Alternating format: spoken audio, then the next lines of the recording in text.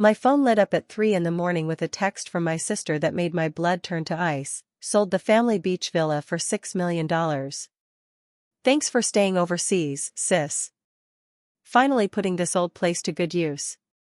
I stared at those words, my hands shaking so violently I nearly dropped the phone. The villa. Our grandmother's villa. The property that had been in our family for 3 generations, the place where I'd spent every summer of my childhood, the home I'd inherited legally when my grandmother passed and left it specifically to me in her will. My sister Rachel had just texted me like she'd done something clever, something worth celebrating. She had no idea that every single document, every deed, every legal paper had my name on it. Not hers. Mine. And she'd just committed a federal crime so massive it would destroy her entire life. But here's the thing that made me absolutely furious: she thought I was too far away to stop her. She thought being overseas for work meant I was powerless. She was wrong. I'm Emily, and this is the story of how my own sister tried to steal my inheritance and how I made absolutely certain she faced every consequence the law could deliver. Let me take you back 6 months before that text message, because you need to understand the setup to appreciate just how calculated her betrayal was.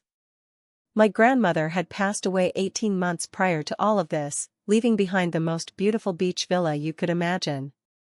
3 stories, ocean view, private beach access, surrounded by palm trees and built in the 1950s with that classic Mediterranean architecture that you just don't find anymore.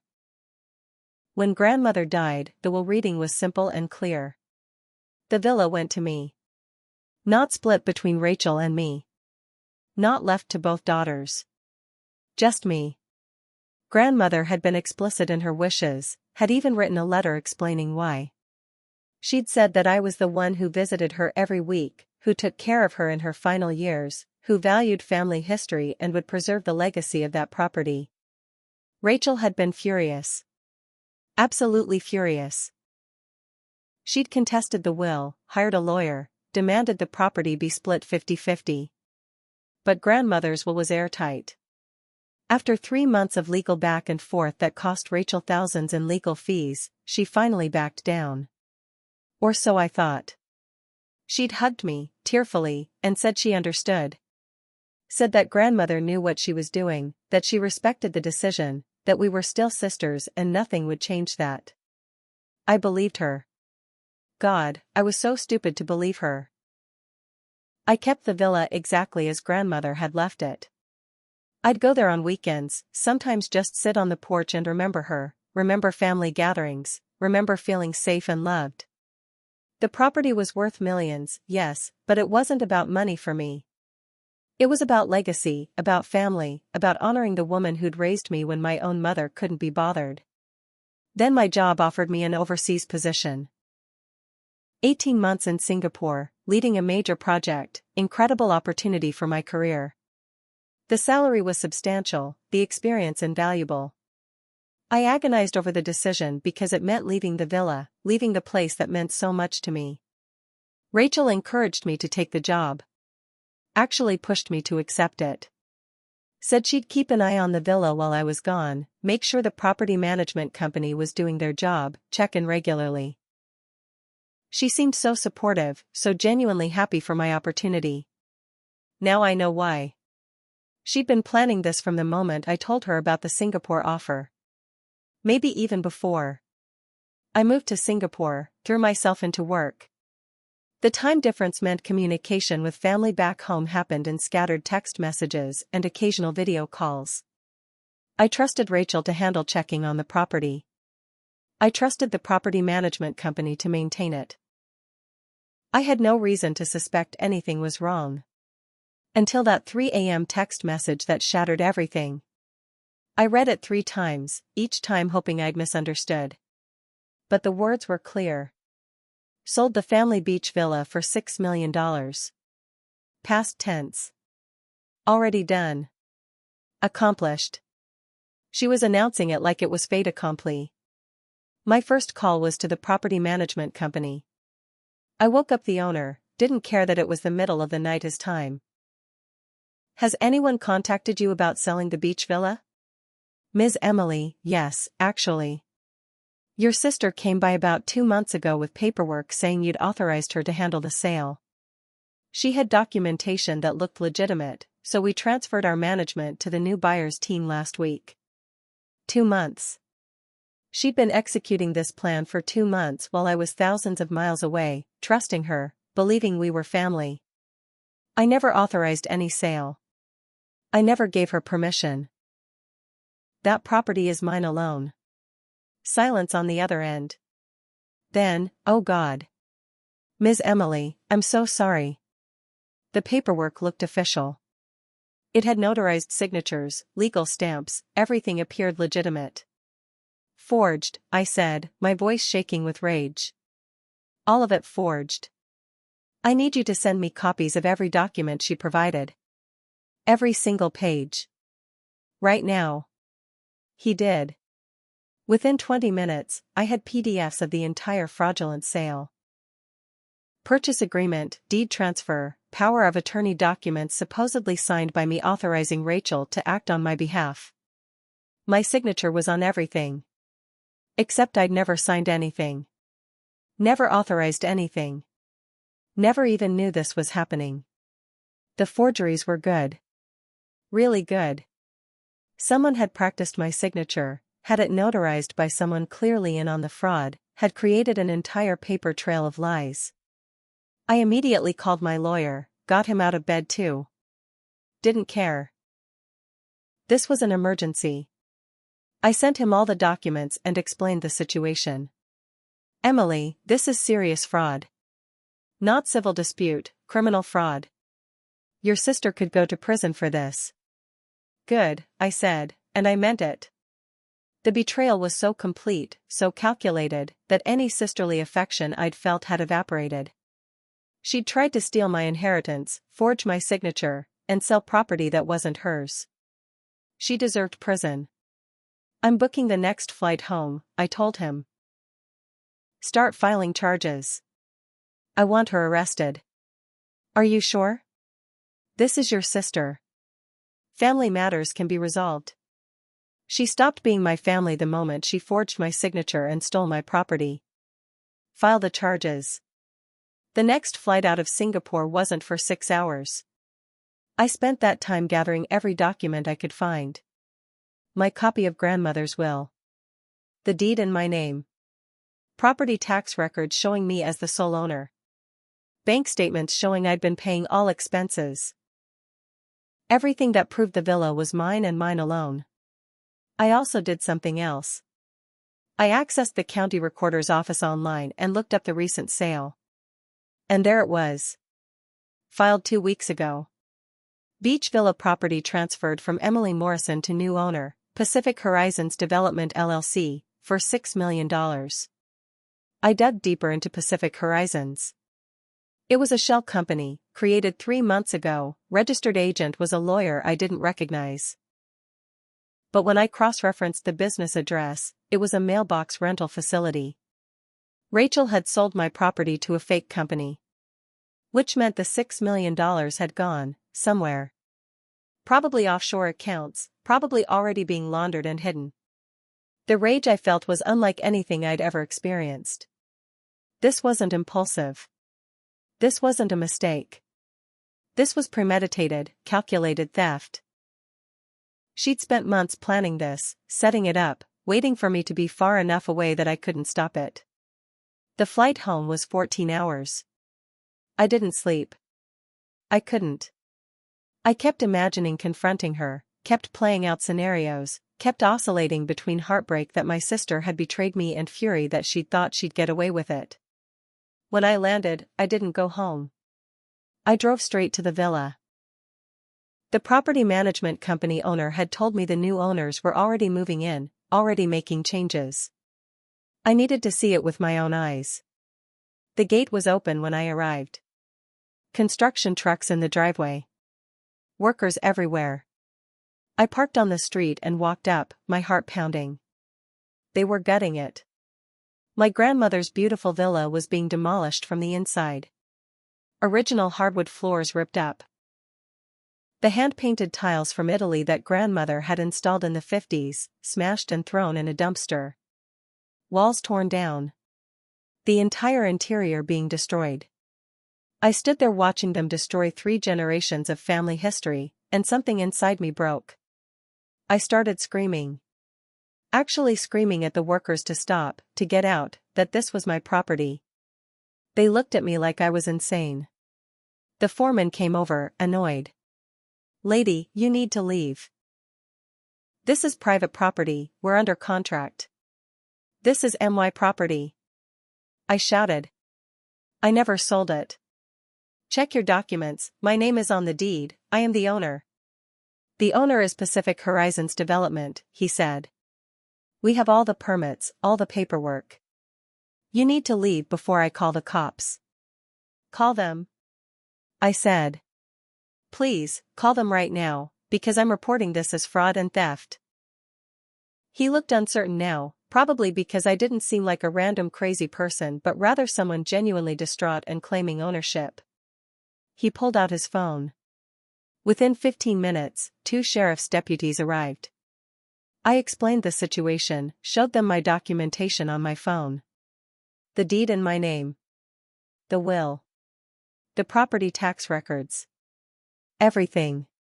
One deputy went to examine the permits and sale documents the construction company had.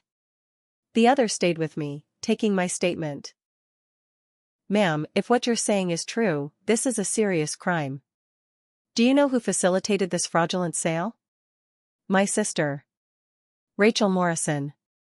She sent me a text message this morning bragging about selling it." I showed him the text.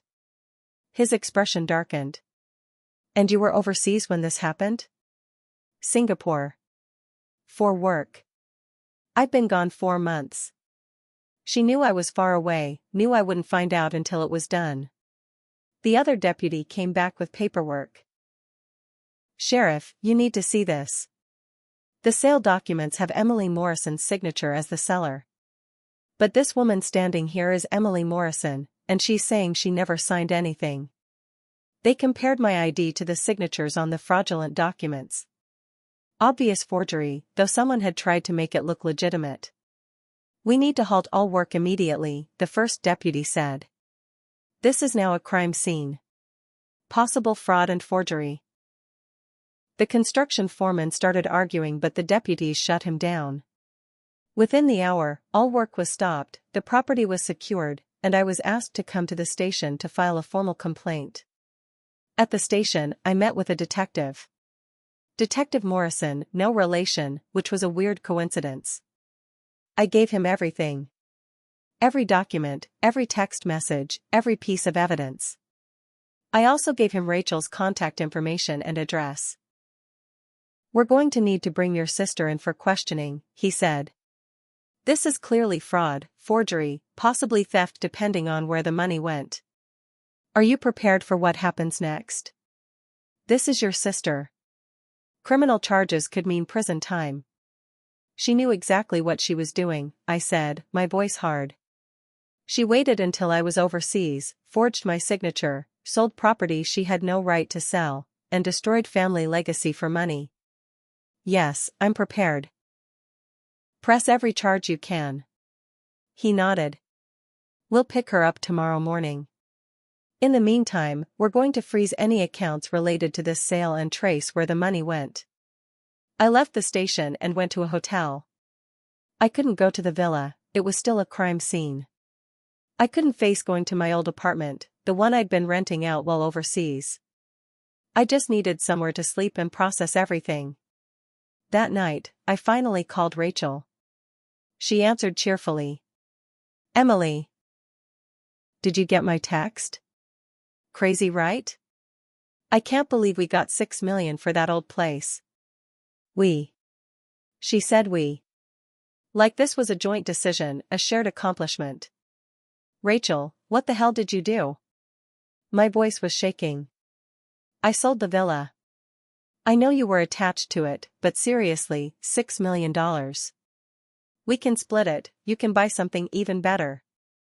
You didn't sell anything. You forged my signature and committed fraud. The sale is void and you're being arrested tomorrow. Silence. Then, what are you talking about? I'm home, Rachel. I'm in California. I went to the villa, I saw what you did, I filed criminal charges. The police are picking you up tomorrow morning. You're bluffing. You're in Singapore. I was in Singapore. I flew home the second I got your idiotic text message bragging about committing a felony. What were you thinking? Emily, listen, we can work this out. No. We can't. You forged my signature. You sold property that wasn't yours. You created a fake company to hide the money. That's fraud, forgery, theft, probably money laundering. You're going to prison, Rachel. You wouldn't do that to me. I'm your sister. You stopped being my sister when you tried to rob me. I shouted. Grandmother left that property to me. Me. Not you. And you decided you deserved it anyway, so you'd just take it while I was out of the country. Well, guess what? You failed. The sale is void. The property is still mine. And you're going to face consequences. I needed the money, she said, her voice breaking now. I have debts, Emily. Serious debts. I was desperate. So get a job. Take out a loan. File bankruptcy. You don't steal your sister's inheritance. Please, she was crying now. Please don't do this. I'll pay you back. I'll fix it. Just don't press charges. It's already done. The police have everything. I'll see you in court. I hung up. Blocked her number. And collapsed on the hotel bed, finally letting myself cry. Not for her, but for the sister I'd thought I had. For the family I'd believed in. For the betrayal that hurt worse than any physical wound. If you've ever been betrayed by family who tried to steal from you, if you've ever had someone you trusted turn out to be capable of calculated fraud, subscribe right now. Because what happens next is going to show you that sometimes the only way to protect yourself is to ensure the people who hurt you face full consequences. The next morning, Detective Morrison called me. We picked up your sister an hour ago. She's being processed now. We've also traced the money. The $6 million from the sale went into an account linked to the shell company, then was transferred to 3 different offshore accounts. We're working with federal authorities to freeze and recover the funds. How long will that take? Weeks, maybe months. But we'll get it back. The sale is being voided, the property is being returned to you legally. Your sister is being charged with fraud, forgery, grand theft, and money laundering. She's being arraigned this afternoon. I want to be there. I figured. 2 p.m., courtroom 6. I showed up to that arraignment dressed in my best business suit, looking professional and composed. Rachel was brought in wearing jail scrubs, her hair a mess, eyes red from crying. When she saw me, she started crying harder. The judge read the charges. Multiple felonies, each carrying potential prison time. Rachel's public defender asked for bail.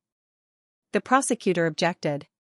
Your Honor, the defendant has already demonstrated sophisticated ability to commit fraud and hide assets. She has access to $6 million in offshore accounts and represents a significant flight risk. The judge looked at Rachel. Do you have anything to say? Rachel's lawyer whispered to her. She stood, tears streaming down her face. Your Honor, I made a mistake. I was desperate. I never meant to hurt my sister. Please, I have children, I can't go to prison. She didn't have children. That was a lie. She'd never had children, never been married. She was lying to the judge, trying to manipulate sympathy. I stood up. The judge looked at me. You're the victim in this case? Yes, Your Honor. Emily Morrison. That's my property she fraudulently sold. And for the record, she doesn't have children. She's lying to you right now, the same way she lied when she forged my signature. The judge's expression hardened. He looked at Rachel's lawyer. Is your client lying to this court? The lawyer looked sick. I'll need to verify. She's lying, I said firmly. She's a liar and a thief, and she planned this fraud for months while I was overseas. She represents exactly the flight risk the prosecutor described. I'm formally requesting that no bail be granted. Rachel's lawyer tried to argue, but the judge cut him off. Given the serious nature of these charges, the amount of money involved, the demonstrated deception, and the defendant's apparent willingness to lie even now, bail is denied. The defendant will remain in custody until trial. Rachel screamed. Actually screamed in that courtroom. Emily, please. Please don't do this to me. I'm sorry. I'll pay you back. I looked at her, this person I'd once loved and trusted, and felt nothing but disgust. You should have thought about consequences before you committed fraud. I walked out of that courtroom with my head high. Behind me, I could hear Rachel sobbing and screaming my name. I didn't look back. Over the next few weeks, the legal process unfolded. The sale was officially voided. The property was returned to me legally. The construction company sued Pacific Horizons for fraud. I wasn't involved in that fight. The $6 million was slowly being recovered from the offshore accounts Rachel had set up. I also learned more about Rachel's situation. She did have debts, serious ones. She'd been gambling. Online poker, sports betting, casino trips to Las Vegas. She'd lost hundreds of thousands of dollars over the past 2 years and had been desperately trying to hide it. When grandmother's will left the villa to me instead of splitting it, Rachel had been furious because she'd been counting on that inheritance to pay off her gambling debts. When I got the overseas job, she saw an opportunity. She found a corrupt notary willing to forge documents. She created the shell company. She found buyers willing to purchase property in a quick sale, no questions asked. She'd planned everything meticulously. Her only mistake was texting me about it, probably couldn't resist bragging, couldn't resist rubbing in my face that she'd gotten away with it.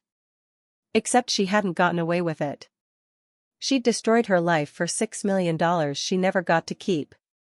The trial happened 4 months later. I testified. Showed the text message, the forged documents, my proof of ownership. Rachel's defense was that she'd believed we co-owned the property despite the will, that she'd acted in good faith. The prosecutor destroyed that defense. Showed that Rachel had contested the will, lost, acknowledged in writing that I was sole owner. Showed the forged signatures, the shell company creation, the offshore accounts. Showed the text message where she thanked me for staying overseas, proving she knew exactly what she was doing. The jury deliberated for 3 hours. Guilty on all counts. Sentencing happened 2 weeks later. Rachel was given 8 years in federal prison. She collapsed when the sentence was read. Her lawyer had to help her stand. The judge addressed her directly. You didn't just commit fraud against a stranger. You betrayed your own sister, forged her signature, and attempted to steal her inheritance while she was thousands of miles away. That level of calculated betrayal demonstrates a character that requires significant incarceration to protect society. 8 years. Rachel would serve at least 6 with good behavior. I felt no satisfaction watching her led away in handcuffs. Just emptiness. The sister I'd loved was gone, replaced by someone I didn't recognize and didn't want to know. I returned to Singapore to finish my work contract. The villa stayed empty, managed by a new property company I trusted implicitly. I couldn't bring myself to go there yet. Too many memories now tainted by Rachel's betrayal. 2 years later, I finally went back. The construction damage had been repaired. The villa looked almost like it had when grandmother was alive. I walked through rooms filled with ghosts and memories and pain. Rachel had tried to write me from prison. Multiple letters that I returned unopened. She'd tried to have other family members reach out on her behalf. I shut them all down. There was nothing she could say that would change what she'd done. Some family members said I was too harsh. that family should forgive family. That 8 years in prison was too much for a nonviolent crime. But they didn't understand. It wasn't about the money or even the property. It was about trust, about family bonds that I'd believed were sacred, about a sister who'd looked me in the eyes and lied while planning to rob me. I kept the villa. I've started renting it out for events and photo shoots, generating income while preserving the property. The money recovered from the fraud sale went into a trust that maintains the villa in perpetuity. Grandmother's legacy is protected. Rachel's attempt to destroy it failed. And I learned a painful lesson about trusting family. 6 years have passed now. Rachel was released from prison 2 months ago. She tried to contact me immediately. I didn't respond. She showed up at my home. I called the police and had her removed for trespassing. She's still trying. But I'm done. Whatever relationship we had died the moment she sent that text message bragging about selling my inheritance. She made her choices. She faced her consequences. And I've moved forward without her. The villa sits on the coast, beautiful and maintained, a testament to family legacy that survived one family member's greed. I visit sometimes, sit on the porch like I used to with grandmother, and remember that not all family is defined by blood. The people who love you don't forge your signature and steal your inheritance. The people who deserve to be called family don't celebrate robbing you. And the people who betray you at that level don't deserve second chances. My name is Emily. My sister tried to steal my inheritance while I was overseas and I made sure she faced every legal consequence available. I don't regret it. I'd do it again. Because protecting yourself from people who would destroy you isn't cruelty, it's survival. And if you're facing something similar, if you have family members who think your distance or your trust makes you vulnerable, I want you to know this: distance doesn't mean powerless. Trust doesn't mean stupid. And family who would betray you aren't family worth keeping. Fight back. Press charges. Protect what's yours. Don't let guilt or family obligation make you accept theft and fraud. The consequences they face are consequences they earned.